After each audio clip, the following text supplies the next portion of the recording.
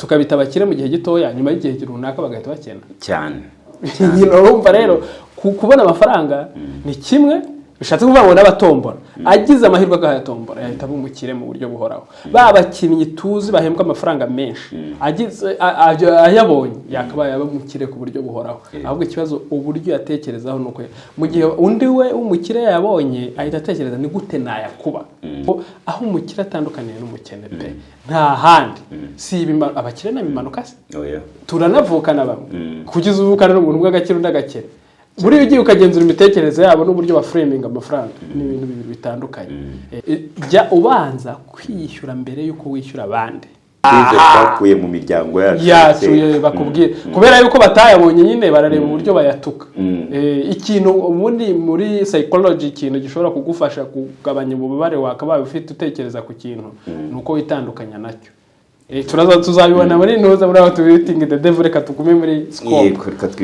no ahangaha rero richest man buri gihe amafaranga banza wihembe niburi 10% mbere yuko ukoresha ikindi kintu cyari cyo cyose wowe nkawe uretse abo uri murabwira ugeze kuri iyo point mpita numva ngize amatsiko wowe wemeranya niyo ngingo ugeze cyane kabisa urakora ubanze wihembe mbere yuko uhemba abandi bantu wenda bagusarroundinze cyangwa se ukoresha cyane ubwo kugira ngo abo bavuga ubona ni kwishyura amazu kwishyura amashuri kwishyura imyenda kwishyura ibyo kurya banza wowe ubwawe wihembe ndayisobanura neza komeza ikibazo cyawe ubwo ndabizi ugiye kumbaza urayubahiriza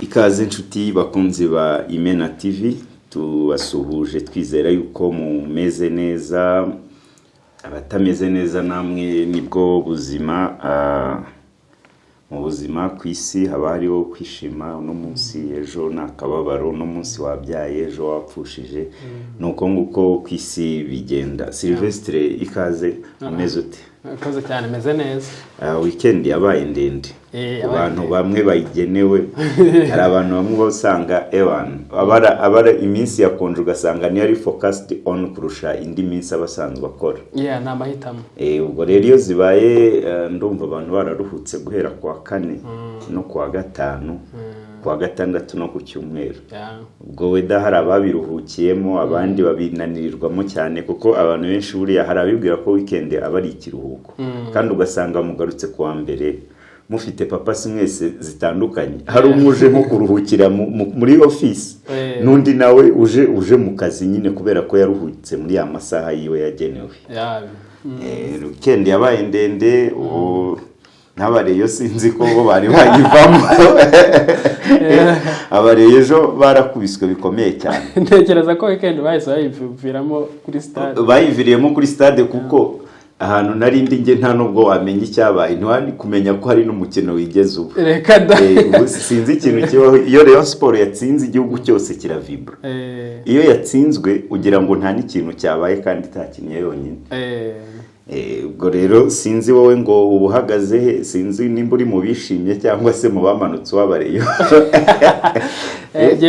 iyo ari abanyarwanda bakinnye ikipe itsinze zo mu Rwanda ufana itsinze mbona yabikoreye buri gihe mfana umuntu wakoze kuruta amarangamutima oya ejo rwose ikipe yatsinze yarabikoreye kandi ikindi bindinda no kubabara cyane uko yifashe uruhande ugaheza inguni usanga hari abaraye batariye reka nifatanye n'abareyo kubera ko mu bantu tubwira ntawamenya kandi reka nifatanye n'abaperi nabo benjoyinga intsinzi ariko gutsindwa buriya iyo ukunda ikintu cyangwa se no mu kazi no mu buzima busanzwe bwa buri munsi ikintu cyose uba ushyizeho amarangamutima yawe n'imbaraga buri gihe iyo utsinzwe uba usanga ari ibintu bitoroshye reka rero tuve mu bya weekend n'indende tuvuze ibyayo natwe twagira umunsi muremure reka twigarukire ku ntama yacu abafaransa nibo bakunda kuvuga ngo retourno à nos moutons nk'uko rero imena zacu zibizi turi hano kugira ngo tujye tubafasha guhindura imitekerereze yazo mu ngingo ziba zitandukanye, haba imari, ubuzima busanzwe cyangwa se na tekinoloji, ariko tukifashisha cyangwa se tugakoresha ubumenyi bwizewe. Ubwo nimvuga ubumenyi bwizewe mvuga ibitabo byanditswe n'abantu baturusha ubumenyi kuri icyo kintu, cyangwa se abantu babye experience mbere kuturusha. Yego. Akaba ariyo mpamvu no munsi nyine nari navuze ngo reka tugaruke ku mari. Yego. Ko imari uriya nzayikubazaho cyane, usanga ari kimwe mu bintu bihangayikishije isi n'abayituye. Yego. Uyu munsi rero nari natekereje ku kintu cyitwa ibanga riguma risirikira mu bakire, ugasanga nibo bonyine baba bakomeje gukira. Kubera iki umukene yari umukene akora cyane, ugasanga ntago agera ku ntego ye, kandi wasanga na babandi b'abakire basa nkaho nyine hari ibanga rihora risirikira muri hagati yabo. Yego. Ibyo bintu bizagenda gute kugira ngo umuntu w'umukene azakore ku buryo yumva ngo wenda mu myaka 5 niyo nihaye kuzaba ngeze hano cyangwa se 10 nkaba nacivinze? Haba hari ibanga runaka twebwe twahishwe tutazi ko nzi ko we ibintu byinshi duhishwa tubihishwa mu bitabo. Niyo mpamvu nzajya nkubaza nkanabariza na wa muntu wundi ubu udafite indi solution cyangwa se adafite ubumenyi kuri icyo kintu kugira ngo tukangure ubwonko n'imitekerereze. Nibyo rwose. Mbere na mbere nagira ngo kugira ngo badutandukanye n'abantu ba scammers. Most of time scammers ashaka guhita atanga igisubizo cyihuse ku kibazo umuntu afite. Ibyo bikagaragara ahantu henshi hatandukanye. Ntabwo bigaragara gusa muri scamming y'aba bantu bashobora kukubwira ati dore plan yagukiza mu mezi 3 ugahita ukira burundu ntuzongere no gutekereza ubukene. Dore aho washora amafaranga agahita yikuba inshuro 100. Ariko ikibabaza nuko banabikora abantu b'abakene nyine yari nabyo twavuga ko bikomeza kugenda bibageza mu bibazo. Rero icyo kibazo ubajije neza. Yewe ntangira gukora hari n'ikiganiro twakoze. Waba ukeneye ibanga ry'ikoranabuhanga ryakugeza ku bukire bwihuse, urashaka se guteza imbere ubucuruzi bwawe ukoresheje ikoranabuhanga rigezweho? Mix Venture ni umufatanyabikorwa wawe mu guhindura inzozi zawe zikaba impamo. Muri Mix Venture dukora systeme zifite umwihariko, website na mobile apps bijyagufasha kuzamura ubucuruzi bwawe, tukagufasha kandi gukoresha neza imbuga nkoranyambaga no guteza imbere isura yawe kuri internet, byose ku biciro byiza. Muri Mix Venture kandi niho wakura abahanga bagufatira amafoto n'amashusho bikeye, ibyapa n'ibishushanyo bigaragaza ibyo ukora, bigakurura abakiriya ndetse na documentaire zikoranye ubuhanga n'ubunyamwuga. Tugane kandi niba ukeneye kwimenyekanisha, gusesengura isoko cyangwa se gukoresha ikoranabuhanga ry'ubwenge bukorano AI bikagira uruhare mu iterambere ry'ubucuruzi bwawe. Ibirenze kuri ibyo ngibyo, dufasha kubaka ubunyamwuga, dutanga amahugurwa afasha ikipe yawe gutsinda. Ngaho rero fata icyemezo, uze dufatanye guteza imbere ubucuruzi bwawe. Ukeneye ibindi bisobanuro wadusanga kuri website yacu, ukaduhamagara cyangwa ukatwandikira kuri address ubona kuri screen yawe. Kambere ni cya kabiri kivuga ko kuki abakire bakomeza gukira, abakene bagakomeza gukena. Icyo kiganiro kirimo statistiques zigaragaza yuko umutungo w'isi ni 45% n'ibice 8 wihariwe n'umuntu umwe kwijana. Yego. Ku isi yose. Hari n'ibindi bitabo byinshi bigenda bivuga, tuzanavugaho cyasubiza n'ibyo ngibyo, icyo bita Outwitting the Devil cyanditswe na Napoleon Hill. Bagisobohorera igihe kikamara imyaka 70 ari manuscript baranze kwijyana ahubwo muri publication amantuza publishers batandukanye ngo bagi publishing. Yego. Kirimo ibisubizo byinshi bivuga ku icyo kintu. Ariko uyu munsi nagira ngo tuvuge kwibanga nyine ryahishwe abakene, bishurirwa abakire, bituma bakomeza gukira. Twifashishije ibitabo bizwi n'abantu benshi, urasanga nta na kimwe tumviseho nibura nk'inshuro nk'imwe. Nk'icyambere turareba nko ku gitabo cyitwa Rich Dad Poor Dad cya Robert Kiyosaki, turebe n'igitabo cyitwa Richest Man in Babylon cya George Clason, turebe n'ikindi gitabo cyitwa Psychology of Money cya Morgan Housel. Byose bivuga ku mafaranga. Narabisomye ishuri renze, ariko ndavuga nti kugira ngo tubifate tube twabishyira mu buzima bw'abanyarwanda tutagiye muri aba bantu. Impamvu twifashishije ibitabo byabo ni uko bakoze ubushakashatsi bakanandika ibintu bivuga ku mafaranga. Rero ikibazo nanone nshaka kugarukaho mbere yuko nsubiza ikibazo cyawe nyirizina nuko ushobora gusanga ibyo bintu atari ubwa mbere ubyumvise, ariko ubyumva kenshi ntubishyire mu bikorwa.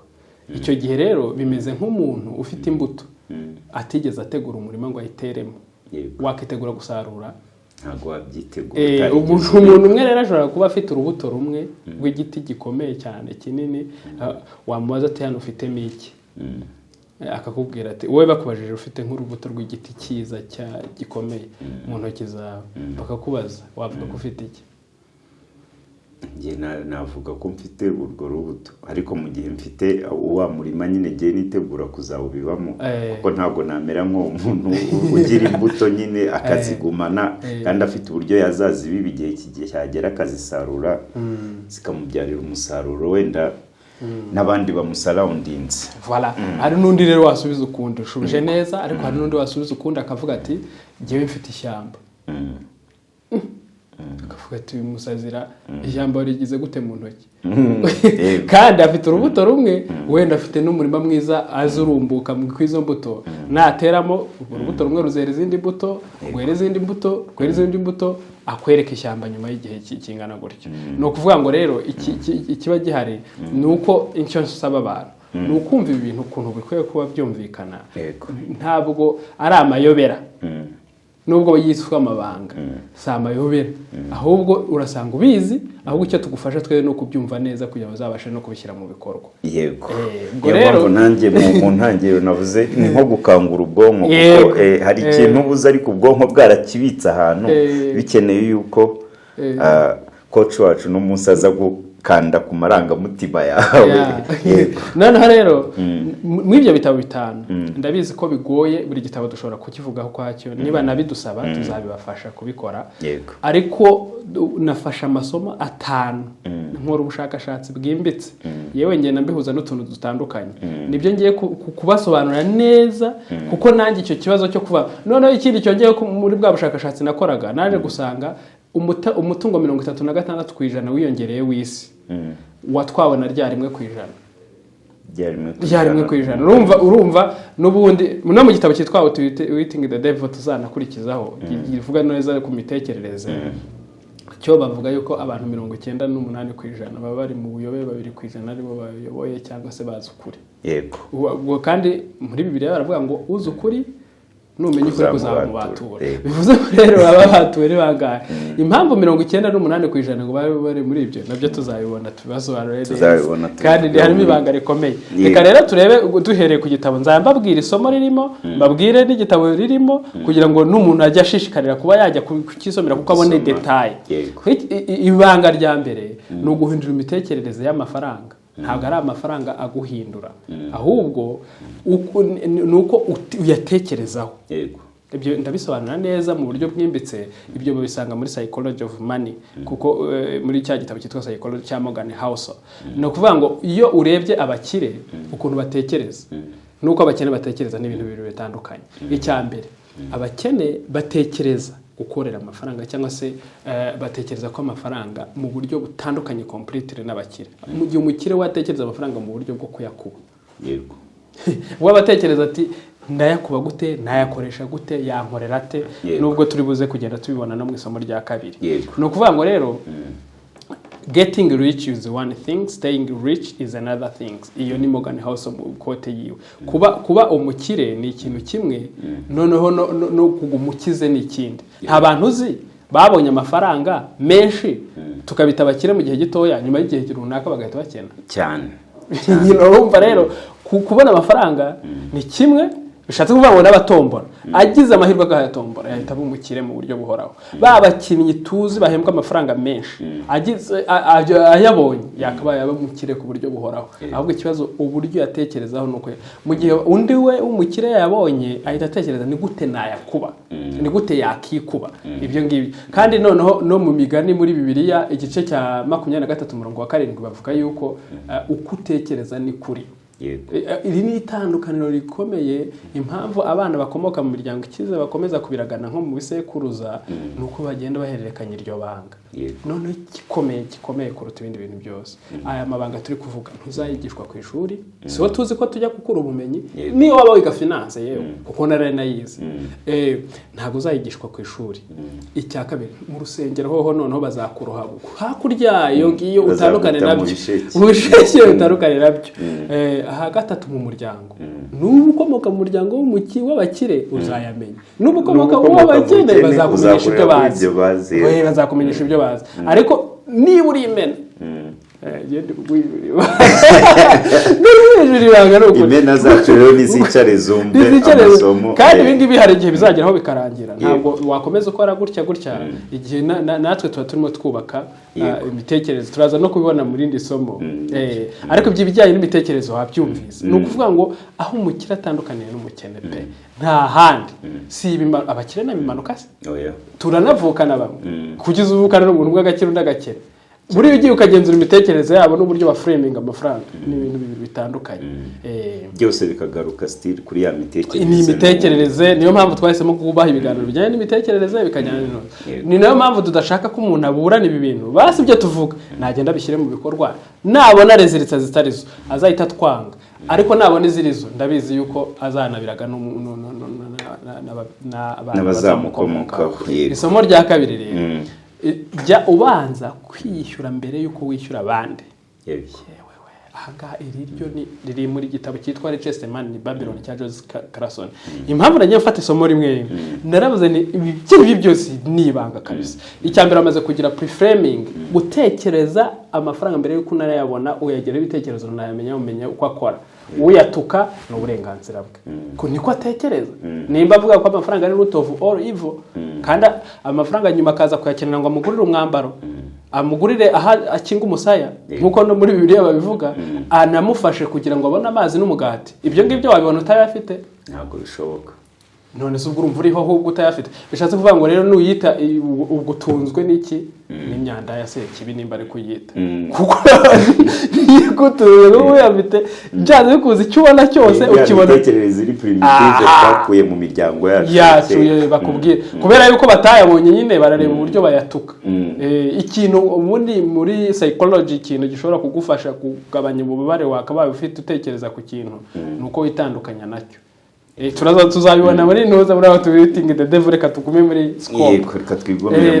Ahangaha rero Richest Man buri gihe amafaranga banza wihembe niburi 10% mbere yuko ukoresha ikindi kintu cyari cyo cyose.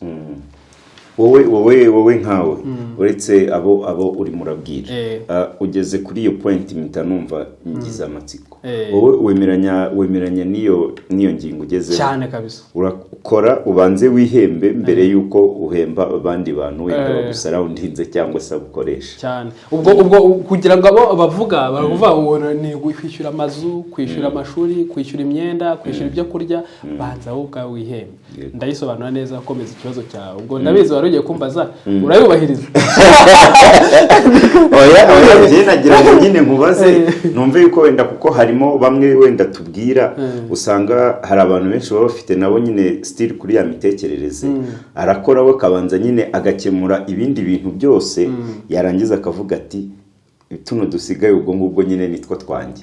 Bitandukanye nuko aho ngaho ugomba kubanza ukamenyamo icya 10 cyawe ubundi asigaye nyine akaba yibikorwa cyangwa se n'amabills bitandukanye. Ni ikibazo gikomeye cyane kubera yuko ubundi mbere yuko ugira gukora warushye wakoze ubundi uzaruhuka ryari ko umubiri nawe ugenda ucika intege. Uzaruhuka mu gihe wowe mu gihe wakoraga hari ibyo wagiye usigarana ukagerageza no kubikuba nkuko turi buze kubibona noneho bikazatuma ari byo hererekanya n'abana bawe babwira ati bana banje nimukora mujye mumenya buri gihe mubike 1/10 cy'amafaranga yanyu. Mu gihe abandi bashobora gushishikarira kubika amafaranga nk'amaturo n'ibindi nabyo tuzashobora kuzakoraho ikiganiro. Ariko ikibazo ibyo biganiro ntago bikundwa. Uzi impamvu bidakundwa? Bijyana umuntu out of comfort.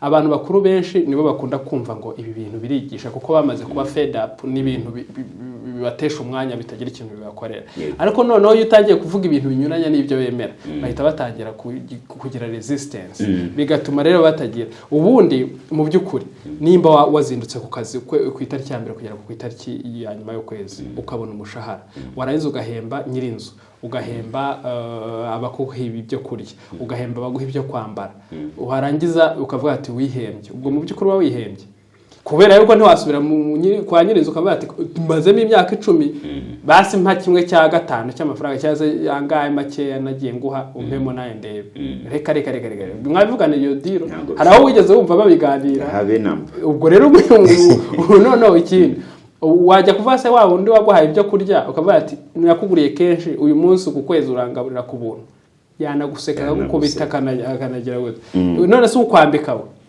nawe still the same uguhese ibikoresho bya communication n'ibiki byose ni bimwe njye mbona wifashisha cyane ingero za Bibiliya mbisha ko kantu kameze nka bya bindi bavuga ngo ujye ukunda bagenzi bawe nkuko wikunda ubanze wikunde nurangiza nyine ukunde n'ababandi nyine nkuko babanje kwikunda kuko utakwikunze nta hantu wabona urwo rukundo ujya guspreadinga mu bandi ni nk'ibyo Bibiliya nagira ngo nkubwire noneho ikinyuranye cyabyo noneho nko mu migani ushobora gusanga hari ahantu bavuga mu migani 3 igice cya 3 umurongo wa 9 hari ahantu bakunda kuvuga ngo Uwiteka ngo turu Uwiteka cyangwa ajya uha Uwiteka iby'ingenzi byose ndetse n'ibyasaruwe byawe byose yego abapasiteri babikoresha mu buryo bwo gushaka kugira gute ko bakwigisha ubanza utanga amaturo 1/10 imbere y'intuza ariko impamvu harimo conflict of interest hari icyo bita twist theology ahantu bagutega agatego kumva yuko urimo Imana ideni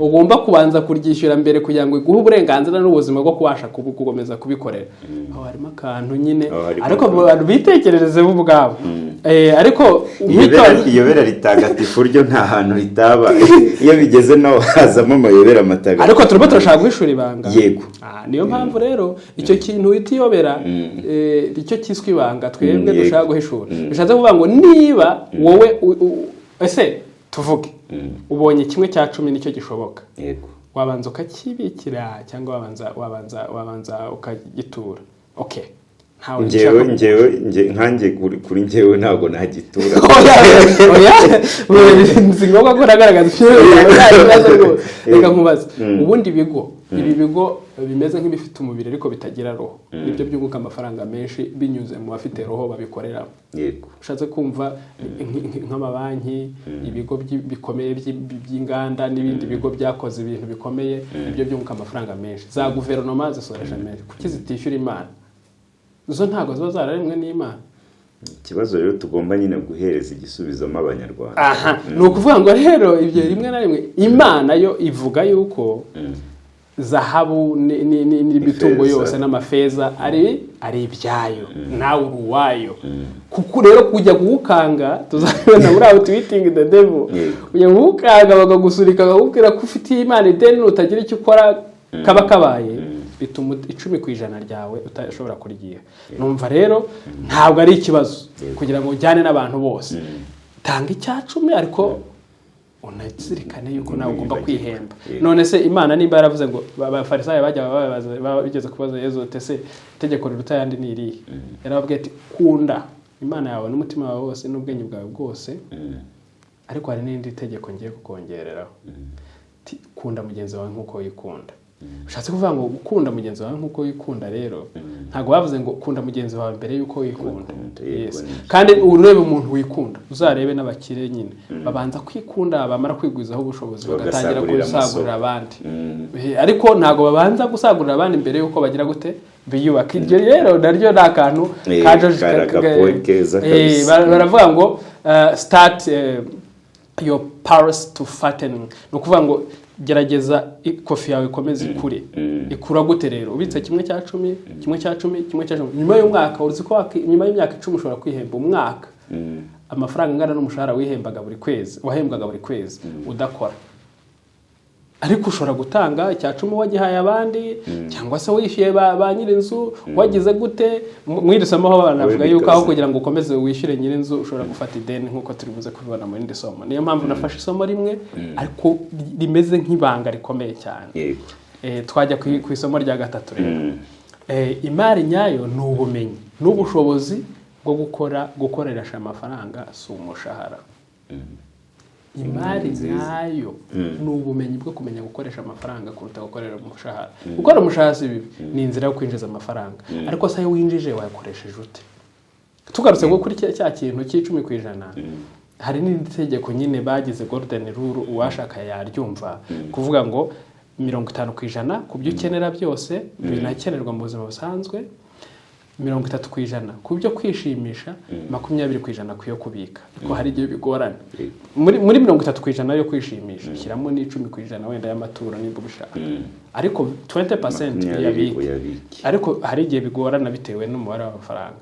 Ariko impamvu bigorana ni uko tuba tutarabimenyereye ngo tubyitoze, tunamenye n'agaciro bizaduha na freedom bizaduha ejo. Baguteruye bakakujyana mu myaka muri 2050 bakakwicazayo ukabanza ukareba ukuntu bizaba bimeze, wakabaye uvuga ati ahubwo none ubwoba mpakuye n'ukuntu nzaba meze, ahubwo na 30 nzajya nishaka mfe, kandi urayakorera ukayashaka, ugera ukayakorera ukayashaka kubera yuko umaze guca mu iyo nzira ukabanza ukareba ukuntu uzaba umeze. Ubwo rero ubumenyi ni ikintu cyiza cyane. Umushahara ntuguhindura, ahubwo ubumenyi bwo gukoresha amafaranga no kugena ibyo ugomba gukora nibyo bikugira umukire. Abantu babiri bashobora gutangira akazi icyarimwe, nyuma y'imyaka 5 ugasanga baratandukanye, nta n'umwe uzakurikira, ntibanakiruka ngo bakurikirane babishoboka, kubera yuko umwe yafashe icyemezo cyo kugenda yihemba, nyuma y'imyaka 5 amaze kubona ikibanza, uw'imyaka 5 yarashize arimo arashaka guhindura akazi. Urumva babiri bafite abantu babiri batandukanye, umwe afite igishoro undi ntafite igishoro. Uzi ibintu ni na mpamvu kuvuga ngo ubumenyi ni ingenzi. Abakire bigisha abana babo ubumenyi bw'ubukire, abakene bakabigisha ibyo bafite. Ni nayo mpamvu ari bo benshi nyine. Ari ikiganiro turi buze gukora nacyo tuzakora kijyanye n'imitekerereze neza, tureba ingero noneho zifatika zaho umuntu yatangiye gutekereza n'ibibazo yagiye ahura nabyo. Ibi bintu bibasigira isomo rigaragaza ko ubumenyi ari ikintu cy'ingenzi, ari nacyo gishobora kukugeza kuri freedom. Kuko ubumenyi nta muntu ushobora kubukwiba, ariko imitungo bashobora kuyikwiba, ariko uburyo wayubatse yubizi urongera ukabyubaka. Rero no muri Bibiliya barabivuga, nko mu Migani 3:15 bavuga yuko ubwenge burusha amabuye y'agaciro ubwiza. Ubwenge burusha amabuye y'agaciro ubwiza. Kubera yuko giye shobora kuba afite peace of mind, kubera yuko ndi gukorera umuhamagaro wanjye, ndi kwigisha abantu ibintu bishobora kubafasha bikabahindura ubuzima, bigizwe amayobera cyangwa ibanga, nkabibasobanura bitewe nuko nanjye nabisobanukiwe nyuze mu bushakashatsi n'umwanya nafashe. Ariko ibyo ngibyo bindi mu mutwe, uko ntangira kubivuga ngomba no kumenya ko ntagomba kuba wamubumbye urira mu rugero. Ngomba kumenya yuko ngomba gukora ibishoboka byose kugira ngo ibyo nigisha abandi ntaye mbabere urugero. Ibyo byubaka character rero yuko uko ukomeza kuvuga ibintu byiza ushiduka nyine byanze bikoze nawe wabikoze. Ubwo iryo si ni isomo rya gatatu. Ikindi kintu ni ukuvuga ntuza ikijyanye na umushahara ni cap, mu gihe ntuza mu gihe ubumenyi ni key. Mbisobanura byumve neza. Umushahara bagira markup ni umurongo utarenga. Nose hari umuntu wigeze wumva buri kwezi bamwongeza ku mushahara buri kwezi. Ushobora no kumara imyaka 5 ukorera umushahara umwe, imyaka 10 ukorera umushahara umwe, uhora complaining ngo bakongeza umushahara. Urumva rero ni umurongo hari umurongo ntarengwa. Niyo banakongeza tuza umushahara, umuntu ukorera umushahara wa mbere ku isi ushobora kumumenya. Ariko noneho ubumenyi hari abo bita inside dealers. Inside dealers ni abantu baba bari mu nda y'ingoma, bafite amakuru ahagije ku buryo badiringa n'amakuru bafite, akaba yafata amafaranga afite akayakuba inshuro 10. Tuvuge nk'urugero nka nyiri bet, ashobora gusetinga akavuga ati ejo nari nasetinze ko 40% y'amafaranga yinjira nzayaha abakiriya kugira ngo bishime. Maze iminsi nyatanga 40% barishimye barahagurutse. None ngiye gusetinga ku buryo ntanga 10%. Urumva 70% y'amafaranga ya betinzwe yose agahitagiwe. Urumva ni inside deal azi psychology y'aba bantu bari kubikora, wowe uri kuri ndagira. Kandi waroze ikintu kibabaje, uzi ko ubushakashatsi bugaragaza yuko isoko rikomeye cyane ku isi ry'aba betting na Afrika. Afurika nicyo kintu ubu se koko tuzasarura iki mu kubeti kandi nta nubwo dufite amakampani ya betting akomeye, nta nubwo ari ayo muri Afurika. Ngiye uzi Afurika yose ifite abantu nkawe cyangwa nk'imena nyine ku buryo zigenda zihugura abantu, kuko ndabizi ko wenda ubu ngubu biba bigoye, abantu batureba baracyari bake, ariko ndabizi ko nyuma y'igihe ubundi bajya bavuga ngo igihe kizababwira. Ubwo rero nka Afurika buri gihugu cyose gifite basi buri muntu umwe ugenda ahugura abantu ku mitekerereze, amarangamutima yabo n'uburyo ki bagomba gukoresha ubutunzi bwabo. Ntabwo twagakwiye kuba turi urugero rwiza rw'abayoboke ba betting. Voilà. Nicyo ubumenyi rero wumvise ko ari bwo bufite agaciro n'urufunguzo kuri buri kintu. N'uri bettinga iyo cyagihe boss yavuze ngo 40% ndayatanga, ikagira amahirwe agahura na 40% yasetinze, yayafashe ntaga mukiza. Ashobora gufata byinshi ariko nyuma y'iki usanga byagiye. Hari n'uyafata ahubwo uko yafashe agahita avuga ati ubwo uno munsi bihe bimeze neza, reka mpite nyasubiza aho arahita yibyara icumi. Yagenda umuzungu akaba aramuriye. Psychology amarangamutima. Twagiye rero tegeko izaba rya 4 ni amasomo 5 nateguye muri ibyo bitabo kabisa. Imyenda ifite intego ni umugaragu wawe. Imyenda idafite intego ni umutegetsi wawe. Wabyumvise? No kuvuga ngo iki kiri muri Psychology of Money na Rich Dad and Poor Dad. No kuvuga umwenda ufite intego ni wa mwenda wowe waguze cyangwa se wafashe ukawaranza ukawukoresha ikintu gifite intego nyine muri makeya. N'urugero abakire bakoresha imyenda mu buryo bubongerera ubutunzi, naho abakene bakoresha umwenda mu buryo bubazanira ibyishimo by'akanya gato. Ikibazo rero waroze umutego urimo, iyo wakoresheje umwenda mu buryo bukuzanira ibyishimo by'akanya gatoya, urya wishimye bikanaboneka pe, ariko ejo ukawishyura wiziritse, barakukanda mpaka wishyuye. Hari igihe bajya baza ahubwo rimwe na rimwe nyine iyo ufashe umwenda udafite intego umeze nk'umuntu ufite igisasu, kuko anytime hari igihe kikubita. Niko bimeze nyine muri make. Giye kuguha nk'urundi rugero kugira ngo ubyumve, ariko nibanga abakire bafata umwenda bashaka kuwabera umugaragu, mu gihe abakire bafata umwenda bashaka kuwabera isoko y'ibyishimo. Yego. Wumvise ko ashaka kubije. Tuvuga urugero ugiye gukora ubukwe urangije batishe ndabakira muri ahantu heza fresh, nindangiza mbagaburire hoteli nziza, bagaburire neza kabisa, mfate gatoye nziza, MC ababyina ibiki byose, ugakoresha ubukwe. Noneho bwa bukwe wafashe ideni, ba bantu baje barareye barishimye, baravuga atakoresheje ubukwe bw'igitangaza. Abo bantu nta numwe washoye mu mafaranga, no kuvuga ngo ntawe uzajya kwishyuza ati bya biryo waryaga cyangwa se kwa kundi bakubyiniye ukishima, garura amafaranga yanjye. Ibyo rero bigahita birangira gute? Kandi usanga gute abakene abenshi baba bashaka kwigana abakire.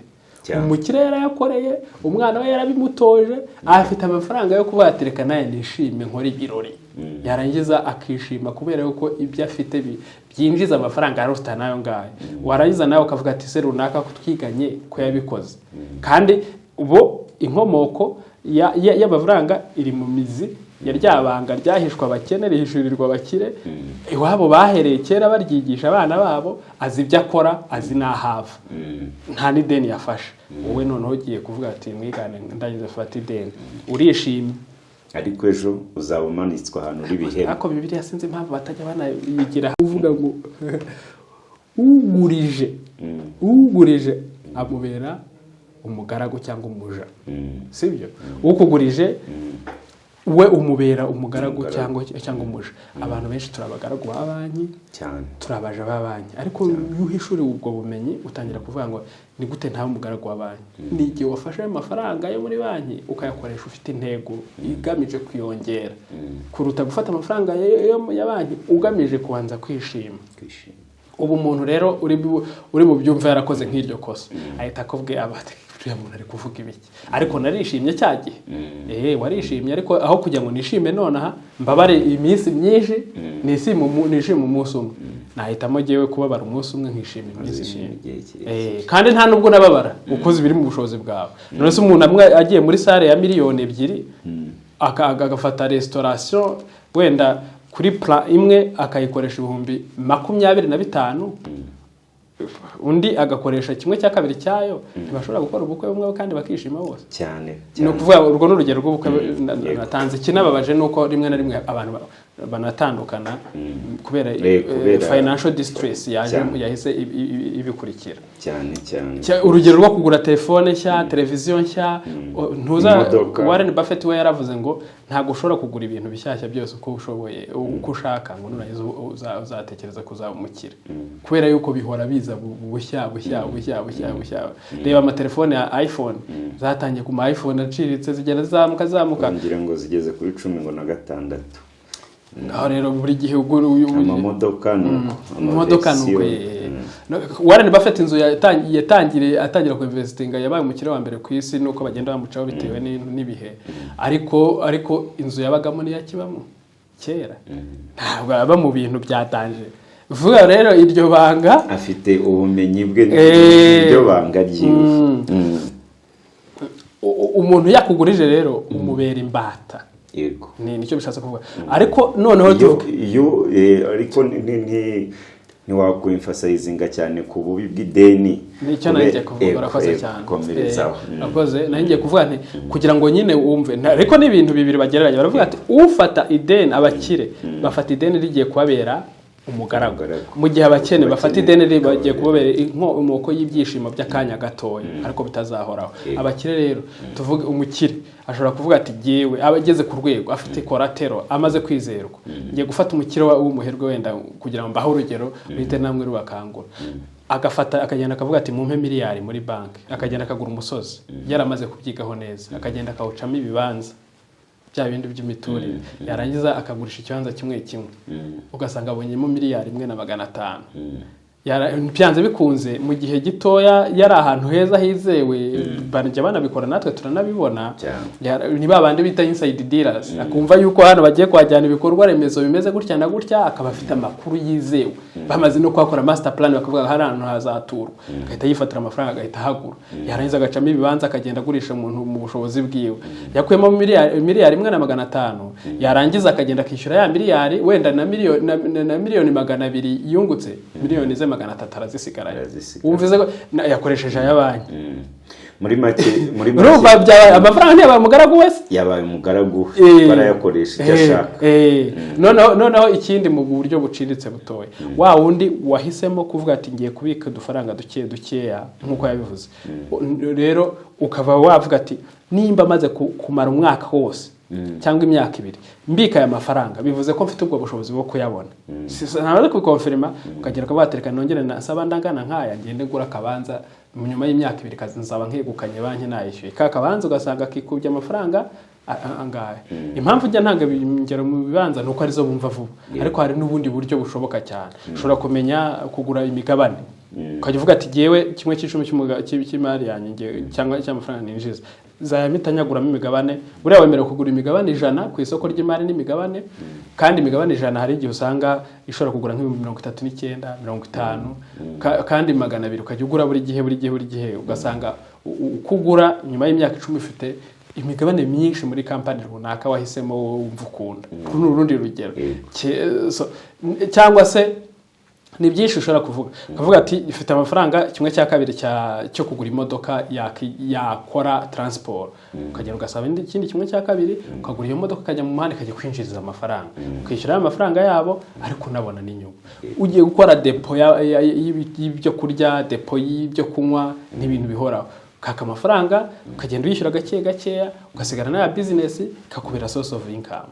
Ibyo rero ni ibanga ryo kumenya ngo wumvise n'inyungu zabyo. Yego ariko mu magambo make n'ukubwira imena zacu yuko ikiza nuko umuntu yajya afata ideni rifite intego. Of course. Kugira ngo ejo rimubyarire rimubere igisasu ahubwo rizamubere igisubizo nkuko reka reka no tubishyire muri preframing yoroshye muri wese iri no mu gitabo cyitwa Rich Dad Poor Dad yo kuvuga ngo ideni ryiza ni iryo ufata rikishyurwa nande rikishyurwa n'ibyo by'abandi kuko nimba waguze imodoka ukayihereza umuntu akajya ayitwara akajya winjiza amafaranga aba nimba waguze bya bibanza ukabicamo warangiza ukajya kubigurisha abandi nabo barafata amadeni cyangwa babe bayafite baze bayaguhe ibyiya byabo nibyo bizabyishyura wowe usigarana inyungu ibi rero ryari ndi nyine ryishyurwa n'ibibazo isomo rya nyuma rero ni ukuvuga ngo kwigisha abana bawe amafaranga ni isomo ry'ibisekuru byose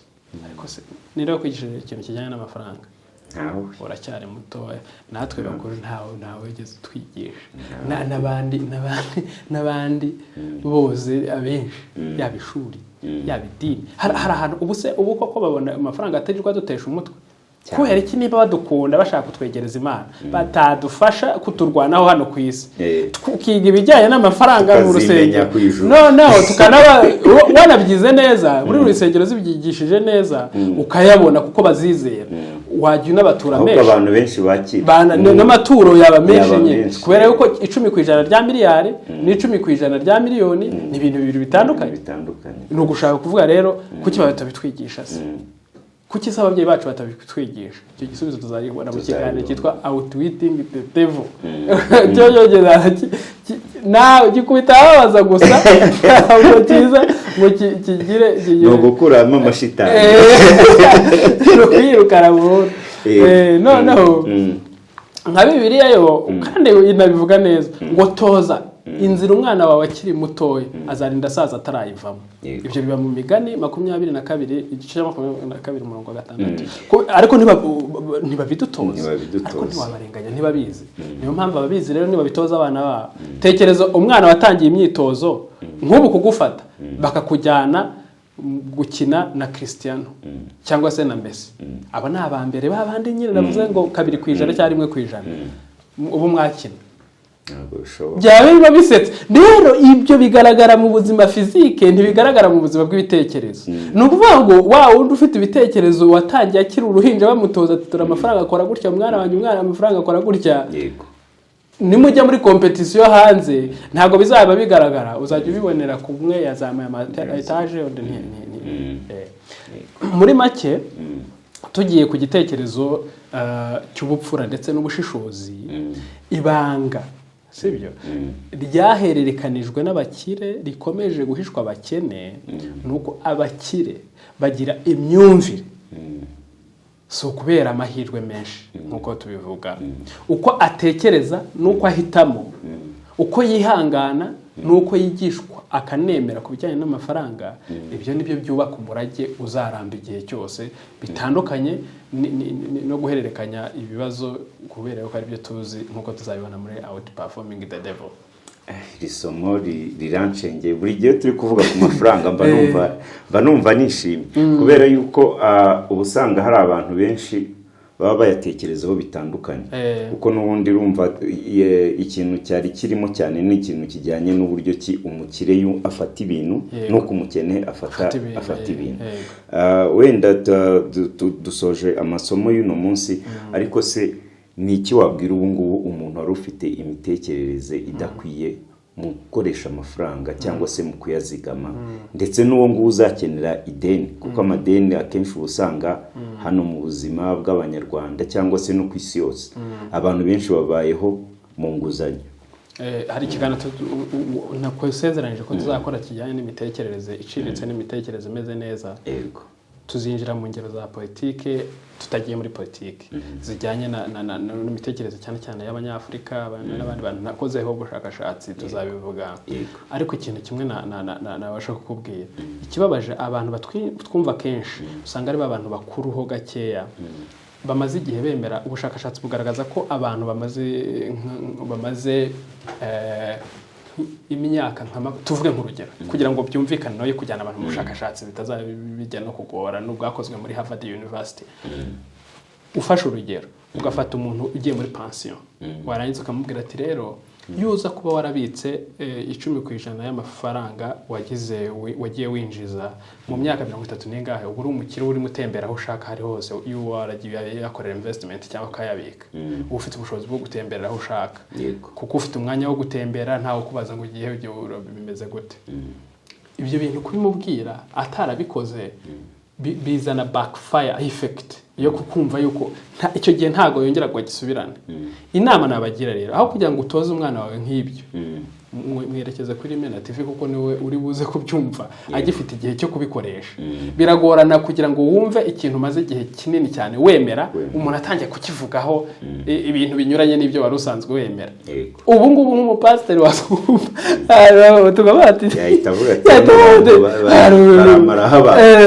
ikindi kimwe cyo warunsabye no gusorezaho no kuvuga ngo rero basi wigira fixed mindset, gira growing mindset. Emera yuko hari ibyo utamenye, ariko kuba utarabimenye wibigira wibihumurage ko nk'umwana wawe mubwire ati dore hari ahantu mwana wanjye kurikirana bare kuvuga ibintu bizima, bare kuvuga ibintu nanjye mbona yuko yonza kuba mbizi nari kuba narabishyize mu bikorwa kandi koko ibyo bavuga ni ukuri. Inama rero tugira abantu byaba byo gufata amadeni, byaba byo gukoresha amafaranga neza, kurikiza ari amasomo uko ari 5. Ari amasomo ari proven, ari mu bitabo byizewe. Ni ukuvuga ngo icyambere na mbere baho ubuzima buri munsi cyo winjiza ugerageze kugira icyo usigarana 10% cyangwa se unarenze rishyire ku ruhande. Ariko icyambere cyabanje twavuze ko ari imitekerereze. Wifata amafaranga nk'ibibazo. Amafaranga ni igikoresho nk'ibindi byose, ariko ni igikoresho gikenerwa kurusha ibindi kuko ari cyo wakonvatingamo ikindi cyaricyo cyose ushaka. No nimba rero uyikonvatingamo ikintu cyiza cyangwa kibi, no kuvuga ngo ntabwo ukwiye kuyatuka. Sibyo iyo yatutse ubu yirukana. Ariko iyo yakunze aragusaha. Ubu nanjye ngiye ndibona yakunda umunsi yanzaze kabisa bizabimeze neza. Ubwo ikindi cya nyuma rero gerageza umuntu utagira fixed mindset ni dangerous. Wivuga ngo genda umuheza nguni. Umuntu ushaka kuduchallenginga natwandikire muri comment atubwire ati iki mwavuze sinkemera. Avuga uko acyemera. Tuzagerageza. Hari n'igihe wasanga ariyo mahirwe tugize yo kwiga ibintu bishya kuko ibyo twari tuzi bitari bigizeho. Ariko aya nama banga my friend. Nama banga icyo sorejeho ni nayo mpamvu tuba tuvuga tuti twebwe ntabwo channel yacu cyangwa se uru rubuga ntabwo turi limite. Twebwe ntabwo dufite izo fixed mindset kubera ko we grow every day. Ubwo rero niyo mpamvu tuba tuvuga ngo buri muntu wese ajya duhereza imbamutima ze cyangwa se ibitekerezo bye ukabyumva. Tutabujije ko twebwe dutanga ibyo tuzi twasomye tunafitiye fact, n'abandi bakaba bafite uburyo wenda babitekereza bajye bandikaho muri comment cyangwa se dushyira no muri description nimero zacu uburyo bashobora no kuduhamagara tukaba twanabatumira bakaza kuduchallenginga. Nabyo biremewe. Bakomeze badukunde rero. Ibiganiro nk'ibi ngibi byo by'inyurabwenge no guhozaho kandi n'umufasha myumvire wanjye arahangaha yiteguye kujya ageza kumena ibintu nk'ibi ngibi biri challenge mu buzima bishobora kugukura mu cyiciro kimwe bikagushyira ku kindi. Reka nsaba abadukunda bose rero ngo bakore subscribe. Niba uri n'uwa mbere ubonye Imena TV ukore subscribe, ukonde no kuri notification kuri iyo nzogera kugira ngo ibi biganiro bijye bikugereraho igihe. Reka mushimire cyane Silvio duhaye ikiganiro cyiza ku mafaranga. Akoze cyane. Reka mvuge yuko n'abadukurikira twese tugire slogan izajya turanga. Mvuge ko ndi Imena, ndi intwari mu bitekerezo by'ubukungu ndetse n'ubuzima. Guma. Kadishimire na Mutuzo wadufashije kubw'amajwi meza azira amakaraza ndetse n'amashusho azira amashaza. Vuga ngo Imana yishimira Imena zose. Murakoze cyane.